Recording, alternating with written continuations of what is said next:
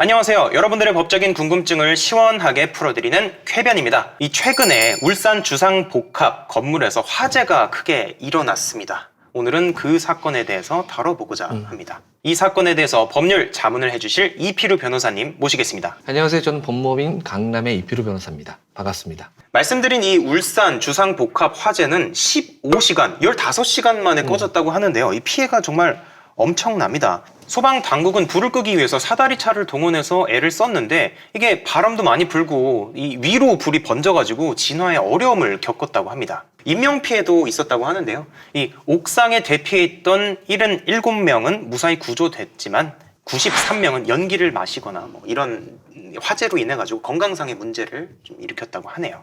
아직 정확히 자세한 화재 원인은 확실하게 나오지 않은 것으로 알고 있지만 이 경찰 그리고 소방 당국에 따르면은 3층에서 발생한 불이 좀 번졌다라고 유력하게 추측한다고 합니다. 이 주민들이 이 피해를 얼마나 보상받을 수 있는지 이 문제가 굉장히 궁금할 수밖에 없는데요. 세대마다 피해 정도가 다른 이 상황에서 이 보험금 책정 기준은 어떻게 될까요?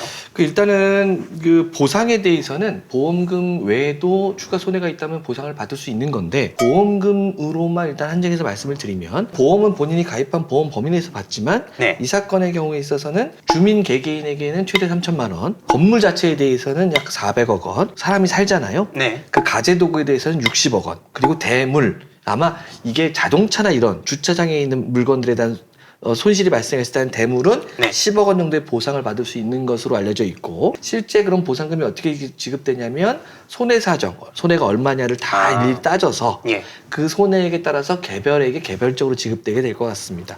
그렇다면 변호사님, 이 집주인 말고도 현재 살고 있는 사람들도 다 보상을 받을 수 있는 거죠? 요 건물이 38층짜리 건물인가 그런데 네. 우리 보험법상, 우리 건축법상으로 16층이 넘어가면 보험이 의무 가입되게 돼 있고 네. 그 보험에는 건물에 대한 예. 소유자에 대한 보험뿐만 아니라 네. 거주하는 사람에 대해서도 다 아하. 가입되게 돼 있기 때문에 네. 기본적으로 건물을 소유한, 즉 건물 자체뿐만 아니라 집을 소유한 사람 외에 임차하고 계시는 세입자분들도 다 보호를 받을 수 있고요. 네. 또 하나 추가로 말씀드리면 이게 지금 건물이 멸실, 즉 없어진 게 아니어서 네. 아마 건물 자체에 대한 손해배상액보다는 네. 그 실제 거주하시는 분들의 가재도구나 네. 이런 인테리어 부분에 대한 손해가 더 많을 수 있어서 아마 세입자분들은 모두 다 보호받을 수 있지 않을까라는 생각이 드는 건물입니다. 아, 정말 예. 다행이네요. 예, 그렇습니다. 네, 현재 발화 지점은 3층으로 추측되고 있는데 이 원인은 아직 조사 중이라고 하거든요. 그런데 만약에 화재가 발생한 것이 일반 가정이 아닌 건물의 실외기실이나 야외 테라스 등이라고 한다면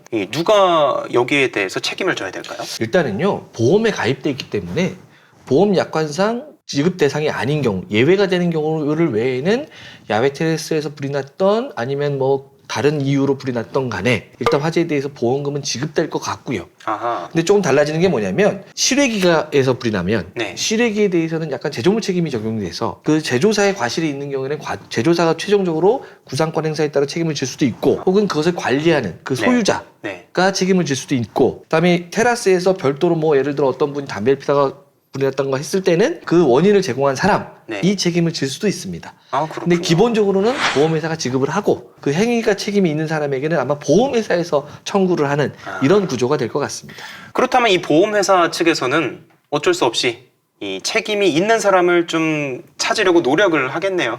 그럴 수밖에 없을 것 같고요. 네. 다만 근데 우리가 이제 실화 책임에 관한 법률이 있어서 예. 이런 중대한 과실이나 고의로 불을 내지 않은 경우에는 네. 책임을 경감해 줍니다. 아. 그러니까 이제 단순 과실로 화재를 일으킨 경우에는 네. 본인의 과실이 있다 하더라도 혹은 실외기가 관리를 잘못해서 불이 났다 하더라도 네. 면책될 가능성이 상당히 있습니다. 조그만 과실로 불이 나서 너무 걱정하시는 분이 있을 수도 있는데 네. 막 그렇게 큰 걱정할 일은 아닐 것 같다. 다만 누가 방화를 했다거나 아. 하는 경우에는 예. 그 저지른 사람이 모든 책임을 져야 될 겁니다. 네. 이렇게 화재가 일어나서 주민들은 현재 갈 곳이 없어졌습니다. 그래서 울산시에서는 이들을 위해서 비즈니스 호텔에서 숙식을 제공한다라는 얘기가 나왔는데 여기에 대해서 사람들이 많이 왜 너무 과하게 좀 도와주는 거 아니냐라는 얘기도 나오고 있는데 여기에 대해서 어떻게 생각하십니까? 그게 기본적으로는 그 재외구조법에 따라서 시설을 제공하는 의무가 있긴 한데 그러니까 호텔이라는 것 때문에 사람들이 이제 좀 분노를 하고 너무 네. 과잉된 세금이 들어가는 게 아니냐라고 네. 주장들을 하시는데 이걸 좀 따져보면 우리 안전관리법에 따라서 화재도 사회재난이고요. 네.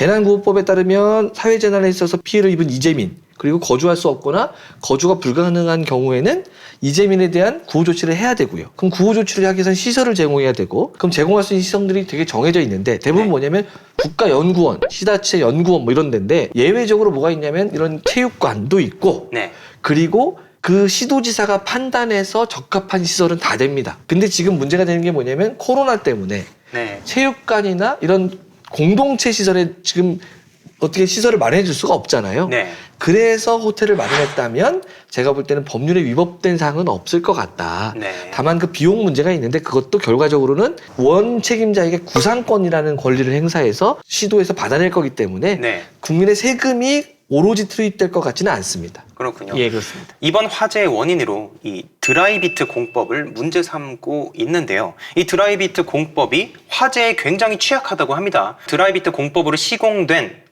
서울시 내에 초중 고등학교가 400개가 넘는다고 하는데 이거 좀 문제가 있는 거 아닙니까? 문제가 있죠. 네. 실제로 드라이비트 공법에 따라서 발생한 화재가 외벽으로 화재가 전달이 돼서 화재가 커진 사건이 꽤 많습니다. 네. 예전 뭐 의정부 화재 사건도 마찬가지고요. 네.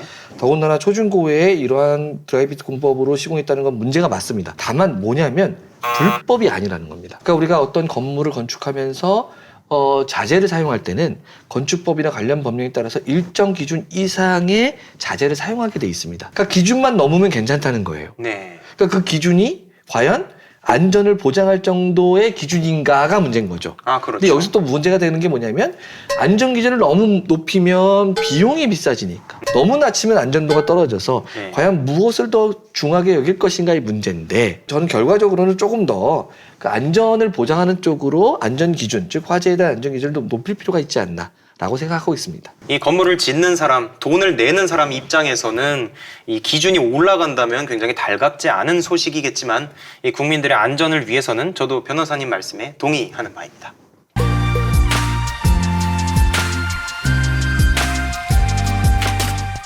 오늘 이렇게 울산 주상복합 화재에 대해서 이필우 변호사님과 함께 법적인 얘기를 나눠봤습니다. 오늘도 좋은 얘기 나눠주셔서 감사합니다. 네, 감사합니다.